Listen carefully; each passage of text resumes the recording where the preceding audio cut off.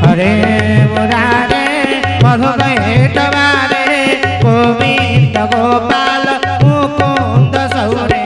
हरे मुरारे मधुकैटवारे गोविंद गोपाल मुकुंद सौरे। बोल कृष्ण भगवान की जय। श्री श्री गुरु स्वामी सहित नाना प्रसंगे ज्योतिषक सहित प्रश्न उत्तर कार्यक्रम। ज्योतिष ठाकुरे आश्रम काहाकू कुहाजाए, एथिरू कौन मिले? श्री श्री ठाकुरे श्रम परिश्रम को आश्रय करी जहा गढ़ी उठे ताहा ही आश्रम। श्रम बा परिश्रम आमको तीनोटी मंदरू मुक्त करे। सही तीनोटी मंद होउछि विरक्ति, पाप और दारिद्र्य।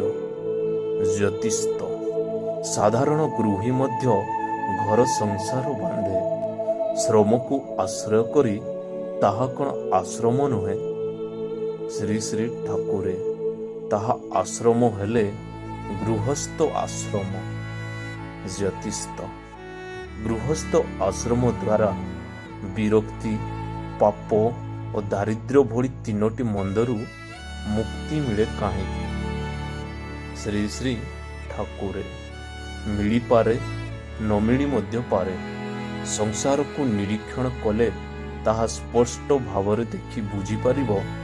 अनेक गृहस्थ आश्रम करी मध्य विरक्ति, दुश्चिंता, दारिद्र्य भली पापरे जुडुबुडु होउथांती। ज्योतिष गृहस्थ आश्रम द्वारा तीनोटी मुक्ति किपरि मिली पारिबो? श्री श्री ठाकुरे आश्रम बोली आमे जाहाकू सचराचर बुझू तहिरे शतकड़ा 100 भाग श्रम इष्ट गुरु को केंद्र करी हुए। आत्मकेन्द्रिक श्रम द्वारा आश्रम प्रतिष्ठा होई पारे नाही। जदिबा केउठी प्रतिष्ठा करा जाए तहिरे प्राण प्रतिष्ठा होई पारे नाही। इष्ट केन्द्रिक श्रम को आश्रय करिवा द्वारा विरक्ति, पाप और दारिद्र्यरू मुक्ति मिले। मात्र गृहस्थाश्रम रे शतकड़ा 90 भाग बा तहिरू अधिक भाग आम केन्द्रिक श्रम थाए। तेणु बहुल भावरे विरक्ति, पाप और दारिद्र्य ह्रास करे। जेउ गृही माने बेसी मात्रा रे इष्ट केन्द्रिक श्रम करती, त्याग, निष्ठा, श्रद्धा और अनुरागरू अधिक मात्रा रे गुरु केन्द्रिक जीवन यापन करती, सेमानंकु सते बेसी विरक्ति, पाप और दारिद्र्य कबलित करि पारे नाही। सेमाने एही तीनी मंदरू बेसी परिमाण रे मुक्त रुहंती। ज्योतिष काहाकू भगवान कुहा जाए, तांकर गुरुग्राम्य सबु कौन? श्री श्री ठाकुरे समग्र ऐश्वर्य, वीर्य, जश, श्री ज्ञान और वैराग्य एही 6टी को भाग बा ऐश्वर्य कुहा जाए। पुण्यत्व भावे एही 6 गोटी भाग जाहांको ठारे विद्यमान से ही भगवान। अन्य भाषारे उत्पत्ति बिना संच भूतानाम अगतिम गतिम बेली विद्यामम विद्याच सब वाच्य भगवान इति। जे भूत गणर उत्पत्ति और विनाश, परलोकर गति और इहलोकर अगति, विद्या और अविद्या अवगत होइसंती से ही भगवान। यह विष्णु पुराण रे अछि परा, देखिबो। ज्योतिष भगवान केउठी अछंती, तांकु किपरि दर्शन करि परिबा? श्री श्री ठाकुरे भगवान सबुठी अछंती, तुम मध्यरे भी अछंती। तांकु दर्शन करा जाए नहीं, अनुभव करा जाए। अनुभूति रे आनिबा ମାର୍ଗରେ ଚଳିଲେ ସିନା ଅନୁଭବ କରିପାରିବ। ଜ୍ୟୋତିଷ ସେ ମାର୍ଗଟି କ'ଣ? ଶ୍ରୀ ଶ୍ରୀ ଠାକୁରେ ସେ ମାର୍ଗଟି ହେଉଛି ଅଷ୍ଟାଙ୍ଗ ଯୋଗ ସାଧନା ମାର୍ଗ। ତାହାର ସୋପାନ ରହିଛି। ଦରେ ଦରେ ସେହି ସୋପାନ ଶ୍ରେଣୀ ବଢ଼ିବାକୁ ହୁଏ। ଅଧୈର୍ଯ୍ୟ ଓ ବ୍ୟତିବ୍ରସ୍ତ ହେଲେ ସେ ସୋପାନ ଶ୍ରେଣୀ ଚଢ଼ି ହୁଏ ନାହିଁ। ଜ୍ୟୋତିଷ ଅଷ୍ଟାଙ୍ଗ ଯୋଗ ସାଧନାର ମାର୍ଗର ସୋପାନ ଗୁଡ଼ିକ କ'ଣ କହୁନାହାନ୍ତି ଠାକୁରେ? ଶ୍ରୀ ଶ୍ରୀ ଠାକୁରେ ଅଷ୍ଟାଙ୍ଗ ଯୋଗର ସୋପାନ 8 ଗୋଟି। ସେଗୁଡ଼ିକ ହେଉଛି ଯମ, ନିୟମ, ଆସନ, ପ୍ରାଣାୟାମ, ପ୍ରତ୍ୟାହାର, ଧାରଣ, ଧ୍ୟାନ, ସମାଧ। ଜ୍ୟୋତିଷ ପ୍ରତ୍ୟେକ ସୋପାନ ସମ୍ବନ୍ଧରେ ଟିକେ ଟିକେ କହିଦିଅନ୍ତୁ। ଶ୍ରୀ ଶ୍ରୀ ଠାକୁରେ ପ୍ରଥମେ ଯମ। ଯମ ହେଉଛି ଯନ୍ତ୍ରଣା। ଯେଉଁ ଯନ୍ତ୍ରଣା ଭୋଗ କରି ସାଧକ ଅହିଂସା, ସତ୍ୟ, ଅସ୍ତେୟ, ବ୍ରହ୍ମଚର୍ଯ୍ୟ, ଅପରିଗ୍ରହ ଇତ୍ୟାଦିକୁ ପ୍ରାପ୍ତ ହୁଏ, ତାହା ହିଁ ଯମ। ଥରେ ଏସବୁ ପ୍ରାପ୍ତ ହେଲେ ଆଉ ଯମ ଯନ୍ତ୍ରଣା ଭୋଗିବାକୁ ହୁଏ ନାହିଁ। 2. ଯେଉଁ ସବୁ ସ୍ଥୂଳ ଓ ମାନସିକ କ୍ରିୟା ପ୍ରକ୍ରିୟା ଦ୍ୱାରା ତପ, ସ୍ୱାଧ୍ୟାୟ, ସନ୍ତୋଷ, ଶୌଚ ଓ ଈଶ୍ୱର ପ୍ରଣିଧାନ ହୁଏ, ତାହାକୁ ନିୟମ କୁହାଯାଏ। ମନ୍ତ୍ର ଜପ କରିବାର 3 ଗୋଟି ନିୟମ ଅଛି: ବାଚିକ, ଉପାଂଶୁ ଓ ମାନସ। ଉଚ୍ଚ ସ୍ୱରରେ ନାମ ଉଚ୍ଚାରଣ କରିବାକୁ ବାଚିକ ଜପ କୁହନ୍ତି। କୌଣସି ଶବ୍ଦ ଉଚ୍ଚାରଣ ନ କରି କେବଳ ଓଠର ସ୍ପନ୍ଦନରେ ଦେଲେ ତାହା ଉପାଂଶ ଜପର ଅନ୍ତର୍ଭୁକ୍ତ। ମାନସ ଜପ ଉଚ୍ଚାରଣ ଓ ସ୍ପନ୍ଦନର ହିତ, ଏହା କଲେ ସ୍ମରଣ ହୁଏ। ଜ୍ୟୋତିଷ ଠାକୁରେ ଶୌଚ ଓ ଈଶ୍ୱର ପ୍ରଣିଧାନ କଥା ଟିକେ ବୁଝାଇ ଦିଅନ୍ତୁ ତ। ଶ୍ରୀ ଶ୍ରୀ ଠାକୁରେ ଶୌଚ 2 ପ୍ରକାର। ପ୍ରଥମରେ ବାହ୍ୟ ଶୌଚ ବା ସ୍ନାନ।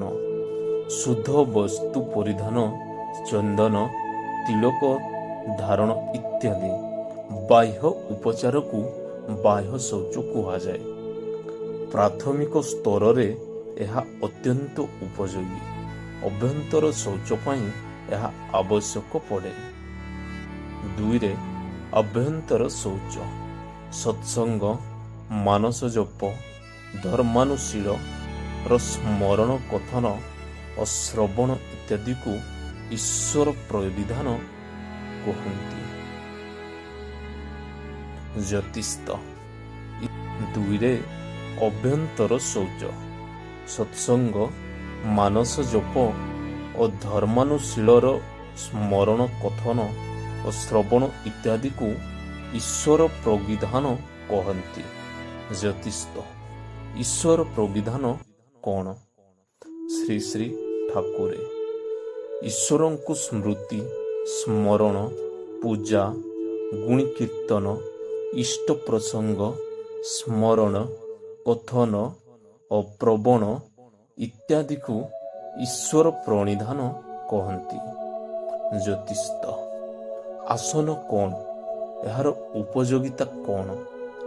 ଶ୍ରୀ ଶ୍ରୀ ଠାକୁରେ ଧ୍ୟାନ, ଜପ, ପୂଜାପାଠ ଇତ୍ୟାଦି ଆଧ୍ୟାତ୍ମିକ କର୍ମ ନିମିତ୍ତ ଉପବେଶନ ଢଙ୍ଗ ବା ଶୈଳୀକୁ ଆସନ କୁହାଯାଏ। ଏହି ଆସନର ବିଭିନ୍ନ ପ୍ରକାର ଭେଦ ଅଛି। ବିଭିନ୍ନ ଗୁଣସୂତ୍ରଧାରୀ ବ୍ୟକ୍ତିଙ୍କ ନିମନ୍ତେ ବିଭିନ୍ନ ଆସନ ବିଧାନ ମଧ୍ୟ ରହିଛି।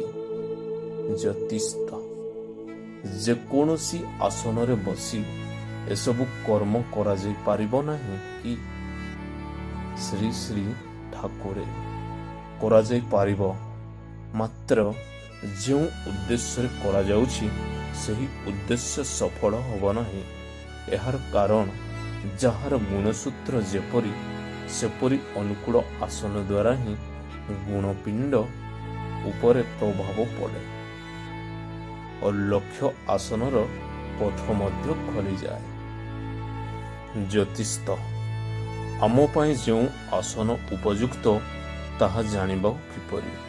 ଶ୍ରୀ ଶ୍ରୀ ଠାକୁରେ ଗୁରୁ ଗ୍ରହଣ କରି ଗୁରୁଙ୍କୁ ସନ୍ତୁଷ୍ଟ କରି ଗୁରୁଙ୍କ ମୁଖରୁ ତାହା ଶୁଣିବାକୁ ହୁଏ। ଜ୍ୟୋତିଷ ପ୍ରାଣାୟାମ କ'ଣ? ପ୍ରାଣାୟାମ ସମ୍ପର୍କରେ ଏବେ କିଛି କୁହନ୍ତୁ। ଶ୍ରୀ ଶ୍ରୀ ଠାକୁରେ ପ୍ରାଣାୟାମ ଶବ୍ଦକୁ ବିଚ୍ଛେଦ କଲେ ପ୍ରାଣ ଓ ଆୟାମ ଦୁଇଟି ଶବ୍ଦ ବାହାରୁଛି। ପ୍ରାଣକୁ ସଂଯମ କରିବା ହିଁ ପ୍ରାଣାୟାମ। ପ୍ରାଣ ଅର୍ଥ ନିଶ୍ୱାସ ପ୍ରଶ୍ୱାସ। ଏହି ନିଶ୍ୱାସ ପ୍ରଶ୍ୱାସ ବା ପ୍ରାଣବାୟୁକୁ ନିୟନ୍ତ୍ରଣ କରିବା କ୍ରିୟା ହିଁ ପ୍ରାଣାୟାମ। ପ୍ରାଣାୟାମ ତିନି ପ୍ରକାରର। ପ୍ରଥମରେ ଅଧମ, ଦ୍ୱିତୀୟରେ ମଧ୍ୟମ ଓ ଉତ୍ତମ। ଏହା ତିନି ଭାଗରେ ବିଭକ୍ତ ପୂରକ କୁମ୍ଭକ ରେଚକ। ଜ୍ୟୋତିଷ ପ୍ରତ୍ୟାହାର ପୁଣି କ'ଣ? ଶ୍ରୀ ଶ୍ରୀ ଠାକୁରେ ଜୀବ ସ୍ଥୂଳ ଜଗତରେ ଇନ୍ଦ୍ରିୟ ବାସନା ପରିପୂର୍ଣ୍ଣ ନିମନ୍ତ ବିଷୟ ଆହରଣ କରେ। ଏହାକୁ ଆହାର କୁହାଯାଏ। ବିଷୟ ବାସନାରୁ ନିବୃତ୍ତ ହୋଇ ଇନ୍ଦ୍ରିୟ ନିୟନ୍ତ୍ରଣ ପ୍ରକ୍ରିୟା ହିଁ ପ୍ରତ୍ୟାହାର। ଥରେ ପ୍ରତ୍ୟାହାରରେ ଅଭ୍ୟସ୍ତ କଲେ ସେହି ବିନାଶ କାଳ ଉପସ୍ଥିତିରେ ମଧ୍ୟ ଇନ୍ଦ୍ରିୟ ବିଚଳିତ ହୁଏ ନାହିଁ। ଯଦି ହୁଏ ତହିଁରେ ଜଗତ କଲ୍ୟାଣର ଭାବ ଥାଏ। ଜ୍ୟୋତିଷ ଧାରଣା, ଧ୍ୟାନ ଓ ସମାଧି ବିଷୟରେ ଅଳ୍ପ କିଛି ସୂଚନା ଦିଅନ୍ତୁ। ଶ୍ରୀ ଶ୍ରୀ ଠାକୁରେ ମନକୁ କୌଣସି କେନ୍ଦ୍ରରେ 12 ସେକେଣ୍ଡ ପାଇଁ ସ୍ଥିର କରି ରଖିଲେ ଗୋଟିଏ ଧାରଣା ହୁଏ। ଏହିପରି ଗୋଟିଏ ଗୋଟିଏ କରି 12ଟି ଧାରଣା ଅର୍ଥାତ୍ 144 ସେକେଣ୍ଡରେ ଗୋଟିଏ ଧ୍ୟାନ ହୁଏ। ପୁଣି 12 ଗୋଟି ଧ୍ୟାନ ହେଲେ ଅର୍ଥାତ୍ 28 ମିନିଟ୍ 48 ସେକେଣ୍ଡରେ ଗୋଟିଏ ସମାଧ ହୁଏ। ମନେ ରଖ, ପୁରୁଷର ଉପଭୋଗ ପାଇଁ ବାସନା ରୂପରେ ସକଳ ପ୍ରକାରର ବସ୍ତୁ ଯେଉଁ ଅର୍ଥରେ ସମାୟତ ହୁଏ ତାହା ହିଁ ସମାନ୍ଧ।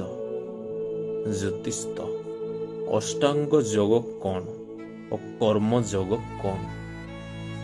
ଶ୍ରୀ ଶ୍ରୀ ଠାକୁରେ ଫଳ ଆକାଂକ୍ଷା ପରିତ୍ୟାଗ ପୂର୍ବକ ଈଶ୍ୱର ଆରାଧନା ପାଇଁ ଅନାସକ୍ତ ଭାବରେ କର୍ମ ଅନୁଷ୍ଠାନ କରିବାକୁ କର୍ମଯୋଗ କୁହନ୍ତି।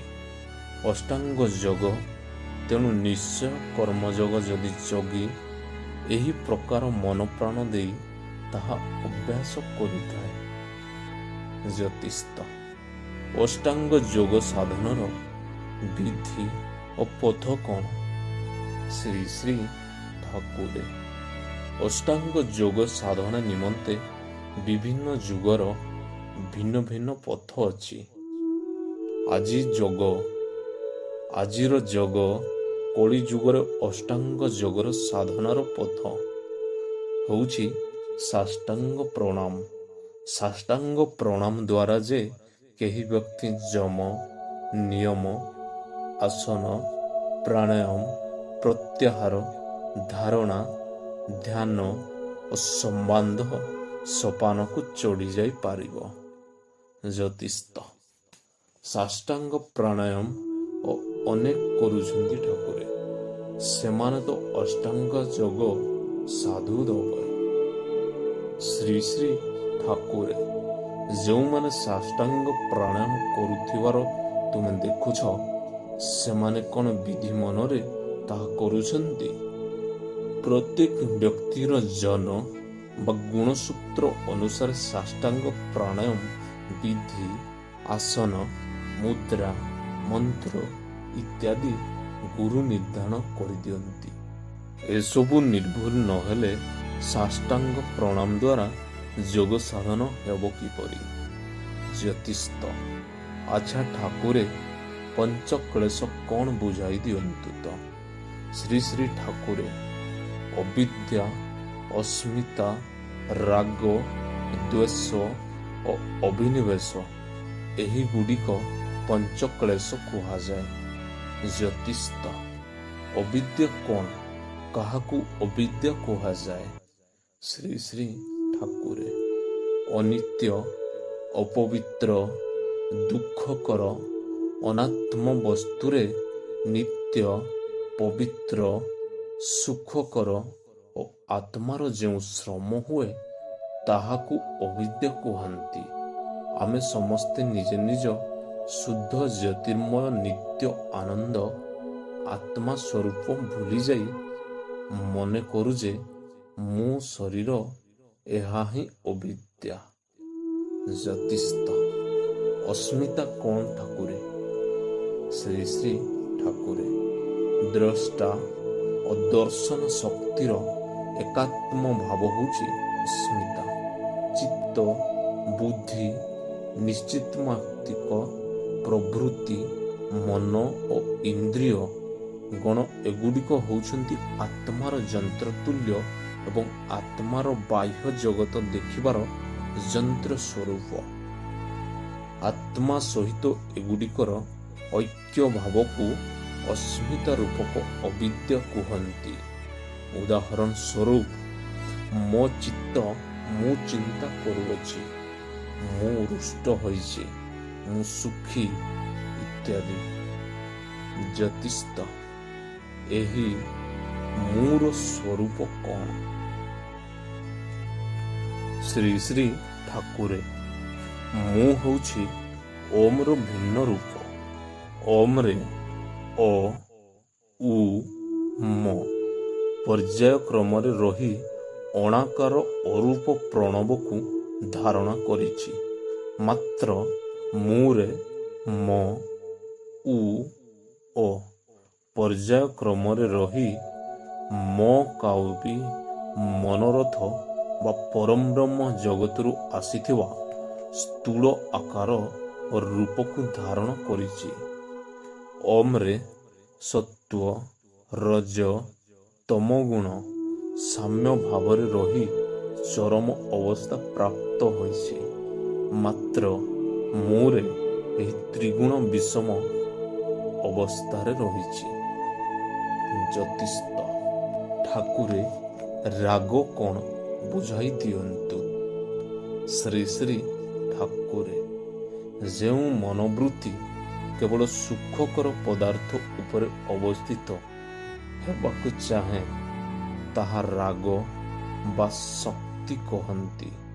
ଏହା ଘନୀଭୂତ ହେଲେ ଅନୁରାଗରେ ପରିଣତ ହୁଏ। ଅନୁରାଗ ବିପରୀତ ପଥରେ ପରିଚାଳିତ ହେଲେ ମୋହ ସୃଷ୍ଟି ହୋଇଥାଏ। ଜ୍ୟୋତିଷ ଦ୍ୱେଷ କ'ଣ ଠାକୁରେ? ଶ୍ରୀ ଶ୍ରୀ ଠାକୁରେ ଦୁଃଖକର ପଦାର୍ଥ ଉପରେ ଅବସ୍ଥାନକାରୀ ଅନ୍ତଃକରଣ ବୃତ୍ତି ବିଶେଷକୁ ଦ୍ୱେଷ କୁହନ୍ତି।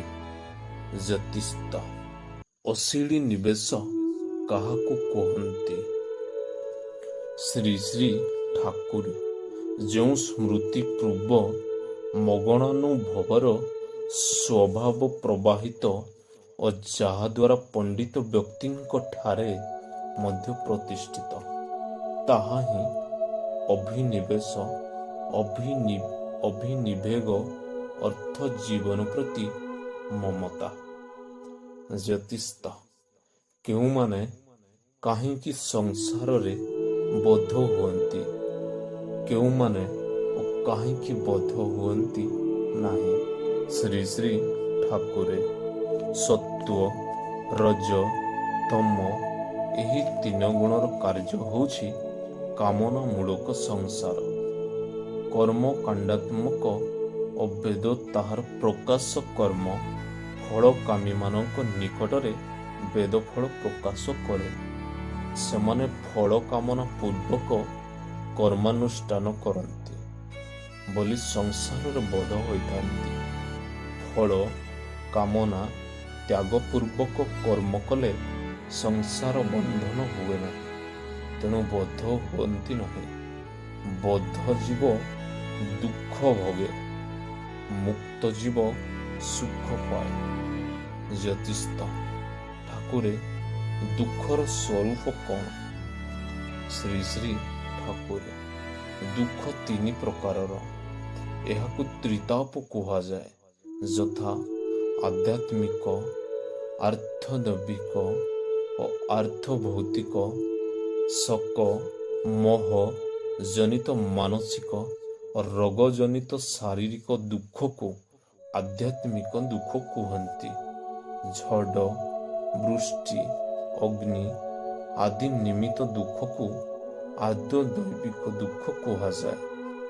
ମର୍ଗ, ବିଛା ଆଦିର ଦଂଶନ, ଶତ୍ରୁଘାତ, ଅଶ୍ରୁଘାତ ଇତ୍ୟାଦି ଦୁଃଖକୁ ଆର୍ଥିକ ଭୌତିକ ଦୁଃଖ କୁହନ୍ତି। ଜ୍ୟୋତିଷ ଏବେ ସୁଖ କ'ଣ କୁହନ୍ତୁ ଠାକୁରେ? ଶ୍ରୀ ଶ୍ରୀ ଠାକୁରେ ବିଷୟ ଭୋଗରୁ ଇନ୍ଦ୍ରିୟ ଗଣର ନିବୃତ୍ତିକୁ ହିଁ ପ୍ରକୃତ ସୁଖ କୁହନ୍ତି। ଅତଏବ ବିଷୟ ତୃଷ୍ଣା ଥିଲେ ପ୍ରକୃତ ସୁଖର ରନ୍ଧ ମାତ୍ର। ଅତଏବ ବିଷୟ ତୃଷ୍ଣା ଥିଲେ ପ୍ରକୃତ ସୁଖର ରନ୍ଧ ମାତ୍ର ଉତ୍ପନ୍ନ ହୁଏ ନାହିଁ। ବ୍ରହ୍ମାନନ୍ଦ ଲାଭ କଲେ ବିଷୟ ସୁଖ ତିକ୍ତ ବୋଧ ହୁଏ। ଜ୍ୟୋତିଷ ମୁକ୍ତ କର୍ମ କାହାକୁ କୁହନ୍ତି? ଶ୍ରୀ ଶ୍ରୀ ଠାକୁର ଈଶ୍ୱରଙ୍କ ପ୍ରୀତି ଯୋଗୁଁ ଅନୁଷ୍ଠିତ କର୍ମ ବନ୍ଧନର କାରଣ ହୋଇଥାଏ। ତେଣୁ ତୁମେ ଭଗବାନଙ୍କ ଉଦ୍ଦେଶ୍ୟରେ ଅନାସକ୍ତ ହୋଇ ଅନାଶ୍ରମ ଅନୁମୋଦିତ କର୍ମ କର।